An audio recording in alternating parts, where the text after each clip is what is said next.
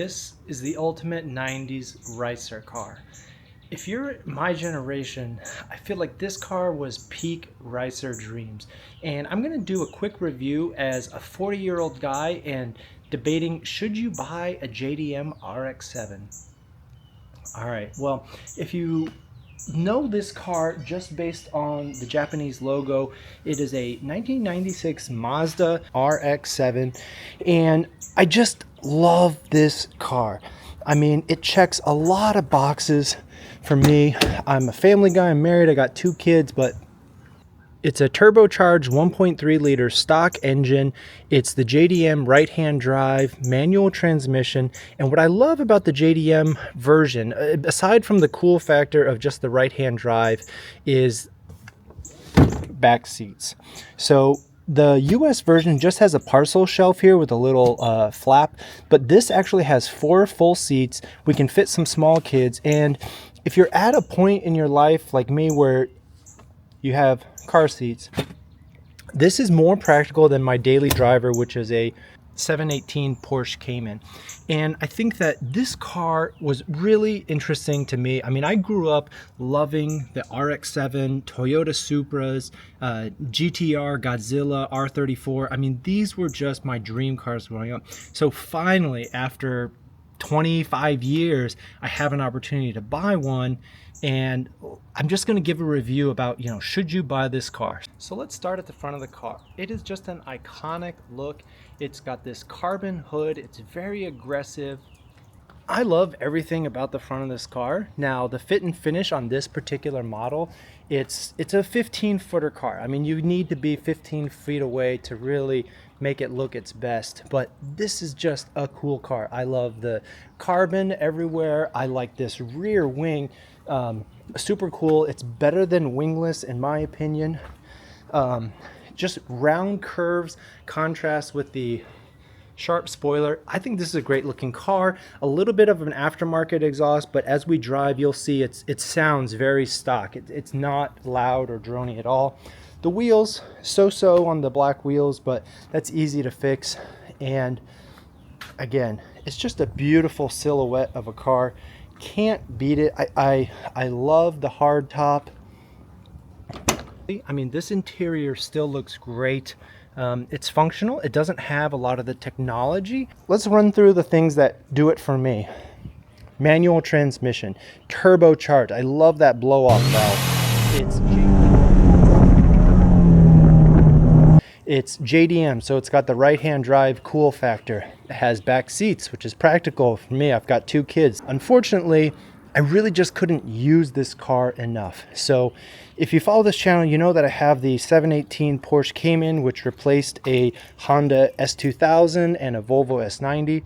I drive the Porsche every day. I have a short commute, but I do drive it. It's PDK, and I also track that car. And so that's something that I really need. I need something that is dual purpose, it's streetable, and something I can track. This car is registered. Or the main drawback about the Porsche, other than the price of crashing it on the track, is just the lack of rear seats. I'm really limited in functionality of being able to pick up the kids. It actually has a ton of cargo space. I fit strollers in there. I've actually fit... This double stroller has fit in the back of my Porsche Cayman.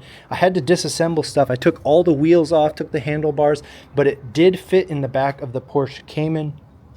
And with the frunk, I typically use the frunk all the time, and I've got plenty of storage. Between the frunk and the rear trunk, I have lots of storage options. So that's the drawback with the Porsche. It's not a bad thing, but this car, this RX-7, I wouldn't track it, and I wouldn't daily drive it either. It is incredibly hard to get in.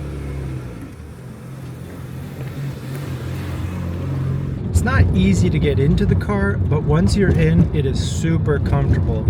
You've got a huge tack in front of you. Real easy to drive everything.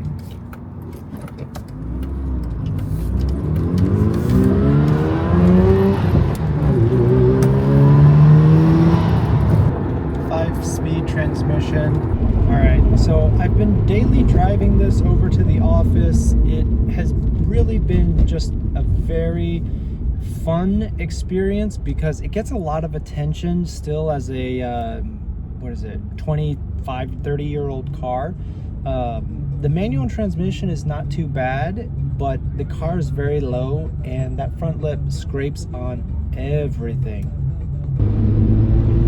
Alright, so daily driving this car is fun, but it is a pain when you're trying to pick up groceries. The front lip does scrape on everything, and I'm a little bit too old to be having to come into every single driveway at a horrible angle, but let's do a couple of pulls and you can see that this car is still plenty quick.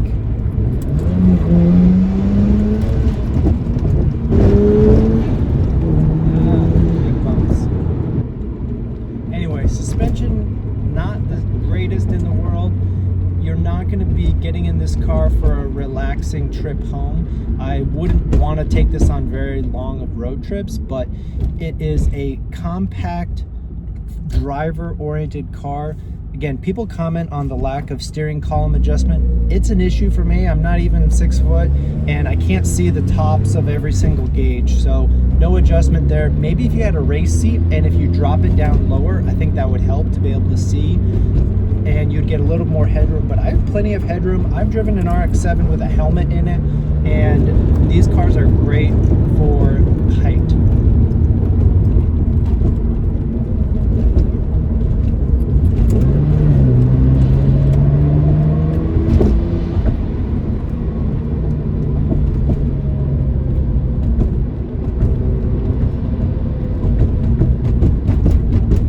It's unfortunate, you know, it's really tough that when you're in a position to be able to afford a cool car like this, unfortunately you make the real practical decisions that a $35,000 or $40,000 weekend car and I need a place to store it is not really the most practical answer.